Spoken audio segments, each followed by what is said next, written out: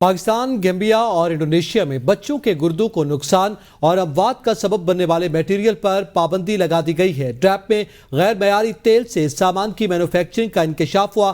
ڈریپ نے خام مال کے نمونے کو غیر معیاری قرار دے دیا ہے۔ ندیم چودھری اسی پر مزید آگاہ کریں گے۔ جی ندیم، کیا تفصیلات ہیں آپ کے پاس؟